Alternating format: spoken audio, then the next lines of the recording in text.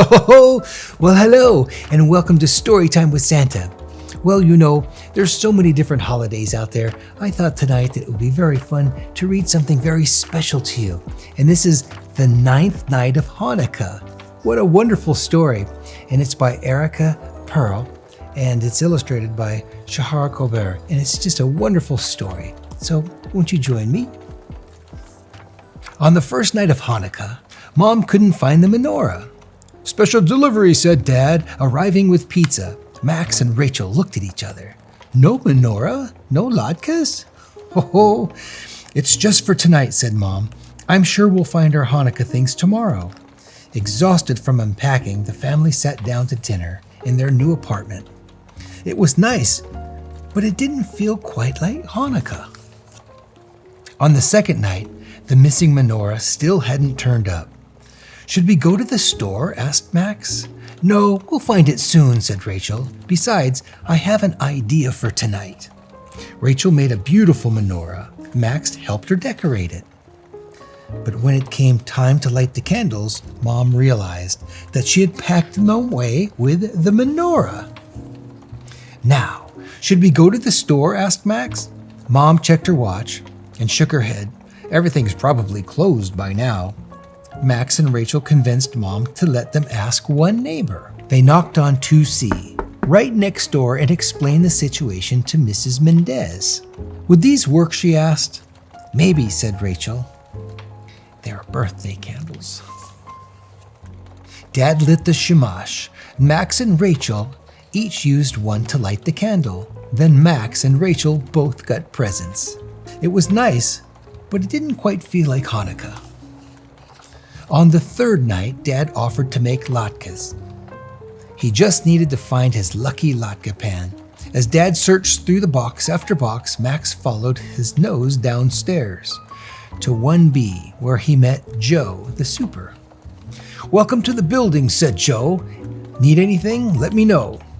"Anything?" asked Max, eyeing the steaming platter Joe happily shared.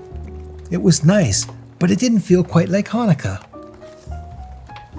On the fourth night, Max said, "Let's play dreidel." "One problem, no dreidel." "I'm beginning to think one of our boxes got lost," said Dad. So Mom called the moving company, and Max and Rachel set out to find the dreidel.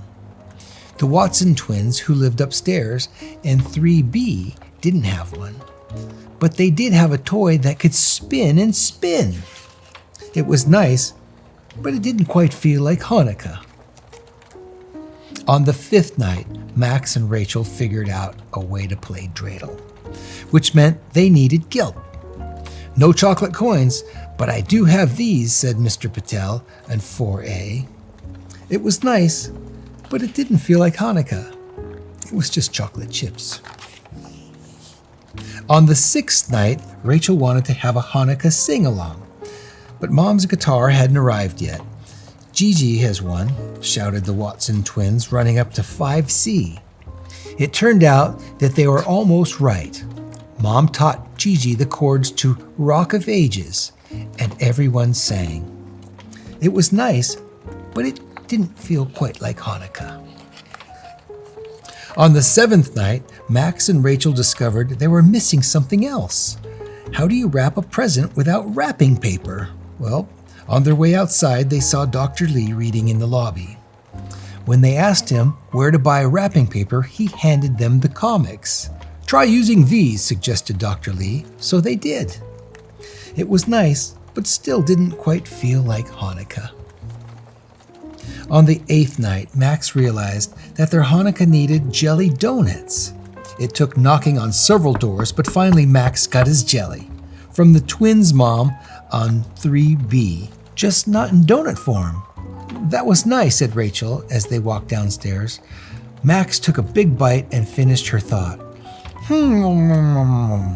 Feels like Hanukkah. The next morning, there was a knock at the door. "Special delivery!" Only this time, it wasn't Dad or pizza. It wasn't the long-lost box. "Let's have Hanukkah sing-along tonight," suggested Mom. Last night was the 8th night, and Rachel reminded her it won't be Hanukkah anymore.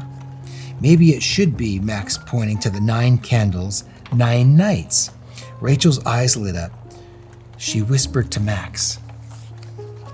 Max whispered back to her, and together they developed a plan. With a box of candles and a box of crayons, they set it in motion. That evening, Max and Rachel waited and waited.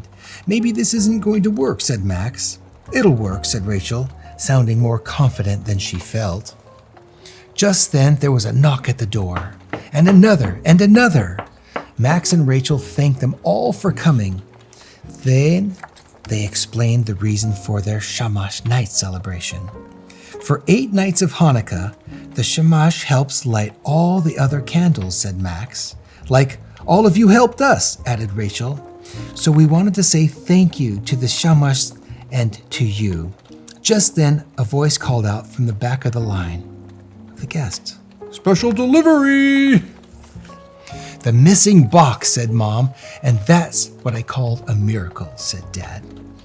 In the box, Max and Rachel found their family menorah, Hanukkah candles, Dad's lucky latke pan, dreidels, and gelt, wrapping paper, and Aunt Edith's recipe for jelly donuts. So, on the 9th night of their new home, Max and Rachel and their new friends talked and laughed and ate and played games, sang and danced by the light of the candles. And it was nice, really, really nice. And best of all, it felt exactly like Hanukkah. That was a wonderful story. And to all of our friends out there, we would like to wish you a happy Hanukkah. Thank you for joining me, and I can't wait to share another story with you soon.